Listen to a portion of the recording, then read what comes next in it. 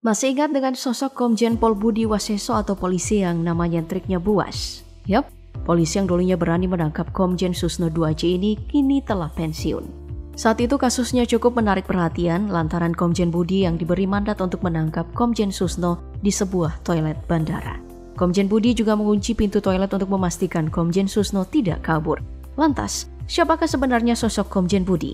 Setelah beberapa tahun berlalu, bagaimana transformasinya? Simak dalam polemik kali ini. Pemilik nama lengkap Komjen Pol Purnawirawan Dr. Andus Budi Waseso. Sepak terjangnya di dunia kepolisian cukup menarik perhatian. Komjen Budi Waseso merupakan kelahiran 19 Februari 1960. Meski menduduki jabatan mentereng, nyatanya kehidupan Komjen Budi terbalik 180 derajat. Menjalani tugas sebagai aparat negara ternyata tidak menjamin hidupnya sempurna dan bergelimang harta. Awal-awal menjadi polisi, Komjen Budi harus putar otak untuk memenuhi kebutuhannya, mengingat saat itu gaji seorang polisi ternyata kecil. Komjen Budi rela menjadi ojek, meski yang didapatnya juga tidak seberapa. Namun cukup untuk menopang hidupnya. Hanya Rp2.000 yang didapatkan saat itu. Uang yang hanya cukup untuk membeli makan siang dan bahan bakar untuk keperluan dinas. Sementara gajinya sebagai polisi, ia berikan seluruhnya untuk keluarga tercinta. Tak berhenti dengan mengojek, rupanya Komjen Budi tidak tinggal diam dan meratap nasib. Dirinya juga sempat menjadi supir taksi tembak. Pahit manis kehidupan yang dilalui Komjen Budi mulai sedikit terbuka tabirnya saat di tahun 2009 dirinya naik jabatan dan dilantik sebagai Kepala Bidang Propam Polda Jawa Tengah. Dan setahun kemudian dirinya dilantik menjadi Kepala Pusat Pengamanan Internal Mabes Polri.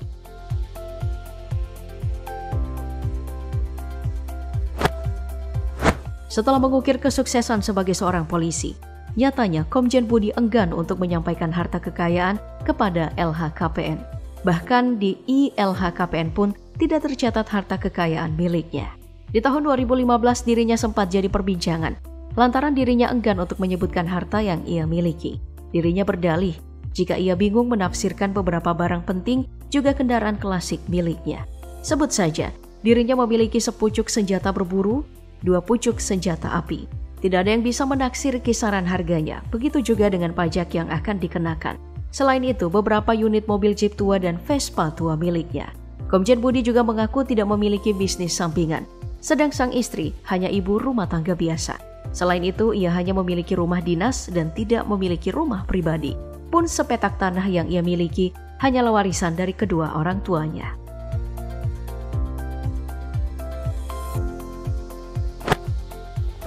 Berbeda dengan catatan harta kekayaan yang enggan diekspos, rupanya lulusan Akademi Kepolisian tahun 1984 ini punya trek panjang di bidang reserse. Lebih dikenal karena sepak terjangnya dan karirnya. Pengalaman berpadu keahlian yang dimilikinya menghantarkan Komjen Budi sebagai salah satu polisi yang cukup diperhitungkan. Namun, jauh sebelum terkenal seperti sekarang, Komjen Budi sempat menduduki berbagai jabatan penting di kepolisian. Setelah lulus dari Akpol di tahun 1985, karir Komjen Budi mulai menaiki anak tangga kejayaan satu persatu. Mari kita simak perjalanan karirnya sejak 2007 hingga 2018. 2007, Kaden Opsnal 3 Puspaminal Propam Polri. 2008, Kabid Propam Polda Jawa Tengah. 2009, Kabak Litpers Pusprovos Div Propam Polri. 2010, Kapus Paminal Div Propam Polri. 2012, Kepala Kepolisian Daerah Gorontalo. 2013, Widya Suara Utama Sespin Lemdiklat Polri. 2014, Kasespim Lemdiklat Polri. 2015, Kepala Badan Reserse Kriminal Polri. 2015, Kepala Badan Narkotika Nasional. 2018, Patiyanma Polri.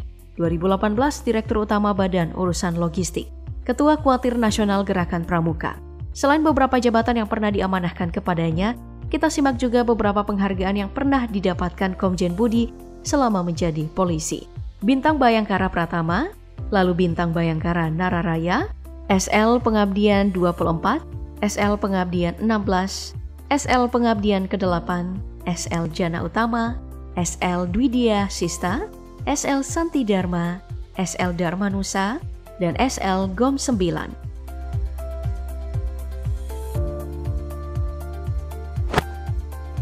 Terkenal dengan sebutan buas, Komjen Budi memang terkenal agak buas selama karirnya sebagai seorang perwira. Baru 4 tahun menjabat saja, Buas sudah menunjukkan taringnya dengan mengungkapkan kasus-kasus penting negeri ini. Orang pertama yang diperiksa lantaran terseret kasus dugaan korupsi adalah Ketua KPK, Abraham Samad. Dirinya dijerat dengan kasus pemalsuan dokumen administrasi kependudukan tahun 2007.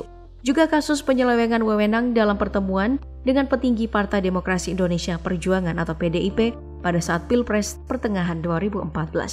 Namun hingga kini, kasus tersebut masih bergulir dan belum menemui titik terang.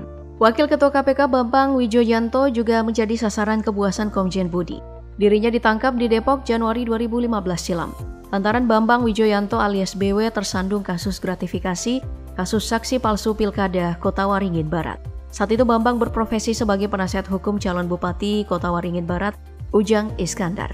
Meski berkas perkara telah dinyatakan lengkap, namun lagi-lagi kasus ini belum sampai ke persidangan. Bareskrim Polri sudah menetapkan Novel Baswedan sebagai tersangka atas kasus penganiayaan terhadap pelaku pencurian sarang burung walet hingga menyebabkan pelaku tewas di tahun 2004 silam. Saat itu Novel menjabat sebagai Kepala Satuan Reserse Kriminal Kepolisian Resor Bengkulu. Penetapan tersangka Novel dilakukan tahun 2012 ketika dirinya menjadi penyidik utama kasus korupsi yang menjerat mantan Korps Lalu Lintas, Inspektur Jenderal Joko Susilo. Namun kasus ini sempat dihentikan dan kembali terkuak setelah Komjen Budi menjabat. Dirinya menangkap Novel Baswedan di rumahnya dan sempat diwarnai kehebohan lantaran dianggap dilakukan dengan cara sewenang-wenang.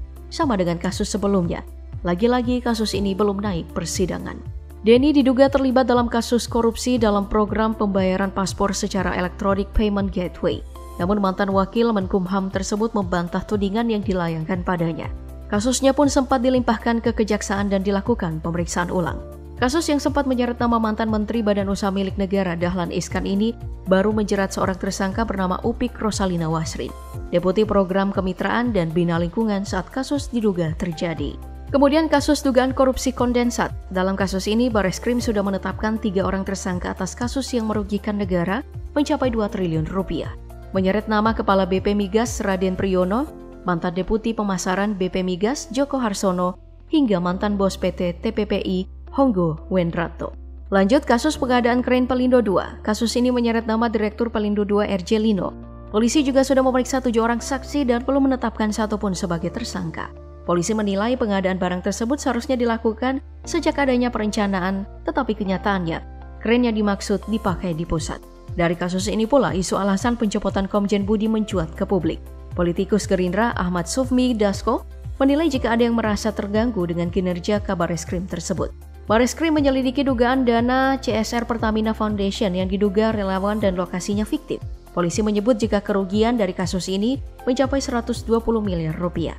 Meski sudah dilakukan penggeledahan dan menyita sejumlah barang dan dokumen, polisi belum juga menetapkan 1 orang pun sebagai tersangka.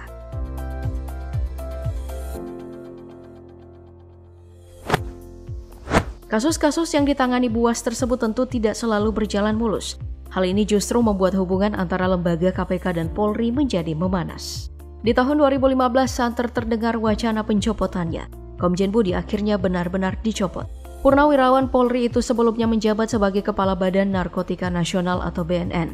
Dirilis dari Indonesia Corruption Watch, kasus-kasus yang ditangani oleh Komjen Budi bukanlah kasus sebuah prestasi, melainkan sebuah kontroversi. Dari beberapa kasus tersebut hanya sedikit yang sampai ke persidangan dan sudah ditetapkan tersangkanya. Di balik kasus-kasus tersebut, isu alasan pencopotannya semakin santer terdengar. Beberapa pihak yang turut angkat bicara, politikus PDIP Rieke Diah Pitaloka menyebut jika alasan pencopotan sang Kabareskrim adalah karena kasus korupsi yang getol diungkapnya. Sedangkan Sekretaris Fraksi Golkar Bambang Susatyo menilai di balik pencopotan tersebut ada pihak-pihak yang ingin dilindungi kepentingannya. Sampai pada salah seorang anggota Komisi 3 DPR Dwi Ria Latifa menilai ada pihak-pihak yang mengintervensi agar Komjen Waseso dicopot dari jabatannya.